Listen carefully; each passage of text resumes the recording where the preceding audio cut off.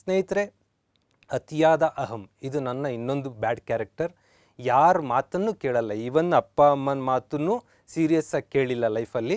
And ಬೇರೆ ಸ್ನೇಹಿತರ ಮಾತನ್ನು ಕೇಳಿಲ್ಲ, ಗುರು ಹಿರಿಯರ ಮಾತನ್ನು ಸೀರಿಯಸ್ ಆಗಿ ಕೇಳಿಲ್ಲ. ಏನು ಪಾಠ, ನಾಲೆಡ್ಜ್, ಇನ್ಫಾರ್ಮೇಷನ್ ಬೇಕು ಅದನ್ನು ತೊಗೊಂಡಿದ್ವಿ. ಒಂದಷ್ಟು ಅವ್ರು ಪಾಠ ನಾಲೆಡ್ಜಿನ ಆಚೆಗೇನು ಈ ಥರ ನಂದು ಮಾರ್ಗದರ್ಶನಗಳು ಕೊಡ್ತಾ ಇದ್ದೀವಿ. ಇಂಥದ್ದು ಬಂದರೆ ಏನು ಗುರು ಇವನು ಕೊರಿತಾನೆ, ಇವನಿಗೆ ಏನು ಗೊತ್ತು, ಇವನು ಭಾಳ ತಿಳ್ಕೊಂಬಿಟ್ಟಾನ, ಈ ಥರ ಮಾತಾಡ್ಕೊಂಡು ಬೆಳೀತಿದ್ದಂಥ ಒಬ್ಬ ಹೆಚ್ಚು ಈಗೋ ಇರುವಂಥ, ಸೂಪರ್ ಈಗೋ ಅನ್ನೋಂಗಿಲ್ಲ, ಸೂಪರ್ ಈಗೋ ಅಂತ ದಟ್ಸ್ ಎಥಿಕಲ್ ಈಗೋ. ಇದು ಒಂಥರ ವಿಚಿತ್ರವಾದ ಓವರ್ ಅಹಮ್ಮಿನ ಕ್ಯಾರೆಕ್ಟರ್ ನನ್ನೊಳಗಿತ್ತು. ಈ ಕ್ಯಾರೆಕ್ಟರಿಂದನೇ ನಾನು ಅರ್ಧ ನಾಶ ಆಗಿದ್ದೀನಿ ಅನಿಸುತ್ತೆ. ಆತ್ಮವಿಶ್ವಾಸ ಇರಬೇಕು, ಸೆಲ್ಫ್ ಕಾನ್ಫಿಡೆನ್ಸ್ ಇರಲಿ, ಓವರ್ ಈಗೋ ಇರಬಾರ್ದು, ಅಹಂಕಾರ ಇರಬಾರ್ದು. ಕೋಚಿಂಗ್ಗೆ ನಾನು ಜೀವನದಲ್ಲಿ ಕೋಚಿಂಗ್ ಸೆಂಟ್ರಿಗೆ ಹೋಗೇ ಇಲ್ಲ. ಕೋಚಿಂಗಿಗೆ ನಾನು ಕರೆಕ್ಟಾಗಿ ರೈಟ್ ಏಜಲ್ಲಿ ರೈಟ್ ಕೋಚಿಂಗ್ ತೊಗೊಂಡಿದ್ದರೆ ಆಟೋಮೆಟಿಕ್ಲಿ ಇವತ್ತು ನಾನು ಉನ್ನತ ಹುದ್ದೆಗಳಲ್ಲಿ ಇರ್ತಿದ್ದೇನೋ ಅಂತ ಈಗಲೂ ಅನಿಸ್ತಾ ಇದೆ. ಕೋಚಿಂಗ್ ತೊಗೊಳಕ್ಕೆ ನಾನು ಈಗೋ ಕೇಳ್ತಾ ಇರಲಿಲ್ಲ, ಬಿಡೋ ಅವ್ರು ಏನು ಹೇಳ್ಕೊಡ್ತಾರೆ.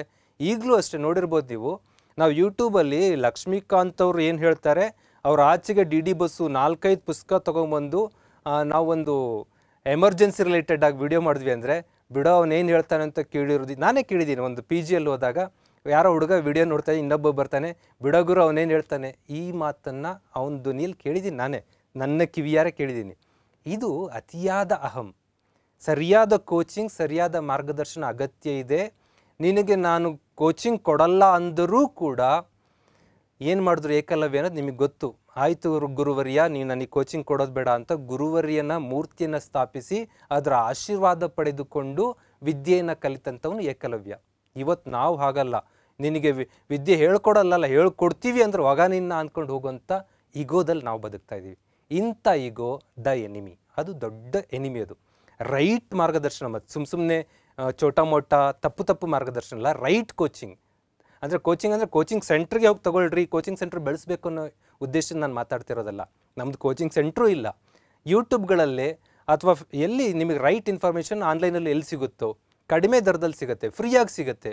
ಯೂಟ್ಯೂಬಲ್ಲಿ ನೀವು ಬ್ರೌಸ್ ಮಾಡಿದ್ರೆ ಇಂಡಿಯನ್ ಕಾನ್ಸ್ಟಿಟ್ಯೂಷನ್ 10 ಗಂಟೆ ಲೆಸನ್ ಒಂದೊಂದೇ ಸ್ಲಾಟಲ್ಲಿ ಮಾಡೋಕ್ಕಿದ್ದಾರೆ. ರೈಟ್ ಕೋಚಿಂಗ್, ರೈಟ್ ಗೈಡೆನ್ಸನ್ನು ತಗೊಳ್ಳೋದು ತುಂಬ ಅಗತ್ಯ ಇದೆ. ವಿದ್ಯೆಗೆ ವಿನಯವೇ ಭೂಷಣ ಅಂತಾರೆ. ವಿನಯ ನನ್ನ ಹತ್ರ ಇರಲಿಲ್ಲ, ಆ ಕಾರಣಕ್ಕೆ ನಾನು ರೀಚ್ ಆಗಬೇಕಾದ ಹಂತಕ್ಕೆ ರೀಚ್ ಆಗಿಲ್ಲ ಅಂತ ನನಗೆ ಗೊತ್ತು. ಇದು ನೀವು ಕೂಡ ಅಬ್ಸರ್ವ್ ಮಾಡ್ಕೊಳ್ಳಿ. ದೆನ್ ದೀರ್ಘಾವಧಿ ಅಧ್ಯಯನದಲ್ಲಿ ತೊಡಗ್ತಾ ಇರಲಿಲ್ಲ ನಾನು. ಅಂದರೆ ಹೇಗಿರಬೇಕು ಸ್ಟಡಿ ಅಂತ ಅಂದರೆ, ಒಂದು ಸಿಟ್ 1 ಅವರ್ ಕೂರಲೇಬೇಕು. ಮಧ್ಯದಲ್ಲಿ ಒಂದು 5 ನಿಮಿಷ ಬ್ರೇಕ್ ತೊಗೊಂಡು, ಬ್ರೇಕ್ ಅಂದರೆ ಅದು ವಿಶ್ರಾಂತಿ ಮೀನ್ಸ್ ಅಲ್ಲೋಗಿ ಮೊಬೈಲಲ್ಲಿ ಏನಾಯಿತು ನೋಡ್ಕೊಂಬರೋದು, ಮ್ಯಾಚ್ ಏನಾಯಿತು ನೋಡ್ಕೊಂಬರೋದು, ಸೀರಿಯಲ್ ಏನಾಯಿತು ನೋಡ್ಕೊಂಬರೋದಲ್ಲ. ಸುಮ್ಮನೆ ಒಂದು ರಿಲ್ಯಾಕ್ಸ್, ಕಾಮ್ ಮೂಡ್, ಆ 1 ಗಂಟೆ ಏನು ಓದಿದೆ ಅಂತ ರಿಮೈಂಡ್ ಮಾಡ್ಕೊತ ಆ ಕಡೆ ಈ ಕಡೆ ಸ್ವಲ್ಪ ವಾಕ್ ಮಾಡಿಕೊಂಡು, ಸ್ವಲ್ಪ ಸಿಪ್ ನೀರು ಕುಡ್ಕೊಂಡು ಬಂದು ವಿತಿನ್ 5 ಮಿನಿಟ್, ಮತ್ತು ಗಂಟೆಗಟ್ಟಲೆ ಬ್ರೇಕಲ್ಲ, ಮತ್ತೆ ಕೂತ್ಕೋಬೇಕು.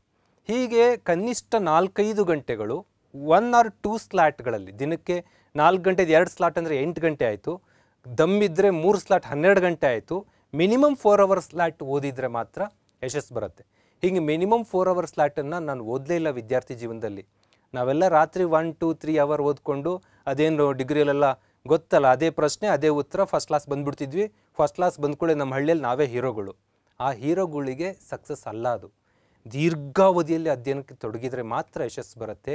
ಸ್ನೇಹಿತರೆ, study needs some good positions and environment ಅಂತ. ದೀರ್ಘಾವಧಿಯಲ್ಲಿ ಕೂರೋಕ್ಕೆ ನಮಗೆ ಫೋಕಸ್ ಇರಲಿಲ್ಲ ಅಂತ ಅಲ್ಲ, ಕಾಲು ಮಡ್ಚ್ಕೊಂಡು ಹೆಂಗೆ ಬೇಕಂಗೆ ಕುತ್ಕೊತಾ ಇರ್ತೀವಿ. ಈ ಕೆಲವೊಂದು ಕೋಚಿಂಗ್ ಸೆಂಟ್ರಲ್ಲೂ ಅಷ್ಟೇ, ನಮ್ಮ ರೂಲೇ ಇದು, ಕಾಲು ಮಡ್ಚ್ಕೊಂಡೇ ಕೂತ್ಕೋಬೇಕು. ಕಾಲು ಮಡ್ಚ್ಕೊಂಡು ಕೂರೋದು it's not possible for 8 hours. ಅಲ್ಲಿ ಕಾಲು ಹಿಂಗೆಲ್ಲ ಫೋಲ್ಡ್ ಆದಾಗ ಬ್ಲಡ್ಡೆಲ್ಲ ಕ್ಲಾಟ್ ಆಗುತ್ತೆ ಕಾಲಲ್ಲಿ, ಈ ಭಾಗದಲ್ಲೆಲ್ಲ ಬ್ಲಡ್ ಕ್ಲಾಟ್ ಆಗುತ್ತೆ, ಬ್ಲಡ್ಡು ಫ್ಲೋ ಆಗೋದಿಲ್ಲ. ಫ್ಲೋ ಆಗದೇ ಇದ್ದ ಪೇಯ್ನ್ ಬರುತ್ತೆ, ಸೊಂಟ ಪೇಯ್ನ್ ಬರುತ್ತೆ. ಈ ಎಲ್ಲ ಪೇಯ್ನ್ ಕಡೆ ಗಮನ ಕೊಡಬೇಕಾ, ಪಾಠದ ಕಡೆ ಗಮನ ಕೊಡಬೇಕಾ? ನೋ. ಸ್ಟಡಿ ಮಾಡಬೇಕಾದ್ರು ಸೇಮ್ ಇಶ್ಯೂಸು.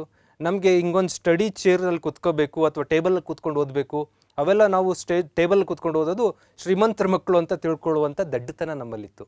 ಒಂದು ಸ್ಮಾಲ್ ಸ್ಟಡಿ ಚೇರ್ ಇಲ್ಲಿ ಕಾಣ್ತಾ ಇದೆಯಲ್ಲ, ಆ ಥರದ್ದು ಒಂದು 506 ರೂಪಾಯಿ ಕೊಟ್ಟು ಸಿಗುತ್ತೆ. ಪೊಸಿಷನ್ ಸ್ಟ್ರೈಟ್, ಎಲ್ ಶೇಪಲ್ಲಿ ನಿಮ್ಮ ಸೊಂಟ ಬರುತ್ತೆ, ಬ್ಲಡ್ ಫ್ಲೋ ಕರೆಕ್ಟಾಗಿರುತ್ತೆ.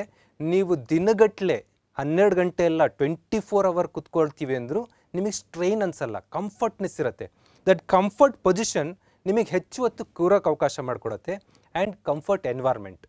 ನಿಮ್ಮ ಮನೇಲಿ ರೂಮ್ ಇದೆ, ಪಕ್ಕದಲ್ಲಿ ರೂಮ್ ಇದೆ ಅಂದ್ಕೊಳ್ಳಿ, ಹಾಲಲ್ಲಿ TV ಇದೆ, ನಿಮ್ಮಮ್ಮ ಜೊತೆಯಲ್ಲಿ ಹಾಕ್ಕೊಂಡು ಇನ್ಯಾವುದೋ ಹಾಕ್ಕೊಂಡು ಪುಟ್ಟಕ್ಕನ ಮಕ್ಕಳು ಹಾಕ್ಕೊಂಡು ಕೂತ್ಕೊಂಡಿದ್ದಾರೆ, ನೀವು ಪಕ್ಕದ ರೂಮಲ್ಲಿ ಸ್ಟಡಿ ಮಾಡ್ತಾ ಇದ್ದೀರ ಅಂದರೆ ಇಟ್ಸ್ ನಾಟ್ ಪಾಸಿಬಲ್.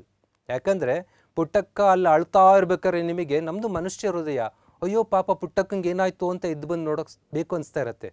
ಒಂದು ಕೂಲ್ ಆ್ಯಂಡ್ ಕಾಮ್ ಎನ್ವೈರ್ಮೆಂಟ್ ಬೇಕು. ಹಿಂಗೆ ಅಂದ್ಕೊಳ್ಳೆ ಭಾಳ ಜನ ನೀವು ಅನ್ಕೋಬೋದು, ಸರ್ ಸಂತೆಯಲ್ಲಿ ಬೇಕಾದರೆ ಓದಬಹುದು ಅಂತ ಹೇಳ್ತಿದ್ರಲ್ಲ, ಓದಬಹುದು, ನಾವು ನೀವು ಅಲ್ಲ. ಅದು ವಿವೇಕಾನಂದ ವಿಶ್ವೇಶ್ವರಯ್ಯನಂಥ ಏಕಾಗ್ರತೆ ಬೇಕು. ಆ ಏಕಾಗ್ರತೆ ನಮಗಿದೆಯಾ? That's question. ಆ ಕ್ವಶನ್ ಫಸ್ಟ್ ಹಾಕೊಳ್ಳೋಣ. ಅದು ಬರ್ಬೋದು ಮುಂದೊಂದು ದಿನ. ಓದ್ತಾ ಫೋಕಸ್ ಮಾಡ್ತಾ ಕೆಲವು ಹುಡುಗರಿಗೆ ಬರುತ್ತೆ ಆ ಫೋಕಸ್. ನಾನು ನೋಡಿದ್ದೀನಿ ತುಂಬ ಹುಡುಗರಲ್ಲಿ. ನನಗೆ ಒಬ್ಬ ಅಭಯ್ ಹೆಗಡೆ ಅಂತ ಹುಡುಗ ಇದ್ದ, ಅವನಿನ್ನ 10th ಸ್ಟ್ಯಾಂಡರ್ಡಲ್ಲೇ ಆ ಫೋಕಸ್ ಇತ್ತು. ಈಗ ಅವನು ಮೆಡಿಕಲ್ ಸೀಟ್ ಸಿಕ್ಕರೂ ಬೇಡ ಅಂತೇಳಿ ಸೈಂಟಿಸ್ಟ್ ಆಗ್ತೇನೆ ಅಂತ ಕೇರಳದಲ್ಲಿ ಹೋಗಿ ಅಧ್ಯಯನ ಮಾಡ್ತಾಯಿದ್ದಾನೆ. ಅಂದರೆ ಆ ಫೋಕಸ್ ಬರುತ್ತೆ, ಬರಲ್ಲ ಅಂತಲ್ಲ, ಬಟ್ ಅದೆಲ್ಲ ಬರೋದಕ್ಕೆ ಆರಂಭದಲ್ಲಿ ಗುಡ್ ಎನ್ವೈರ್ಮೆಂಟ್ ಬೇಕು. ಸೌಂಡ್ ಇಲ್ಲದೆ ಇರುವಂಥ, ಡಿಸ್ಟರ್ಬೆನ್ಸ್ ಇಲ್ಲದೆ ಇರುವಂಥ, ಯಾರೋ ಬಂದು ಪದೇ ತೊಂದರೆ ಕೊಡದೇ ಇರುವಂಥ ಎನ್ವೈರ್ಮೆಂಟನ್ನು ಚೂಸ್ ಮಾಡ್ಕೊಳ್ಳಿ. ಆವಾಗ ದೀರ್ಘಾವಧಿ ಅಧ್ಯಯನ ಮಾಡ್ಬೋದು.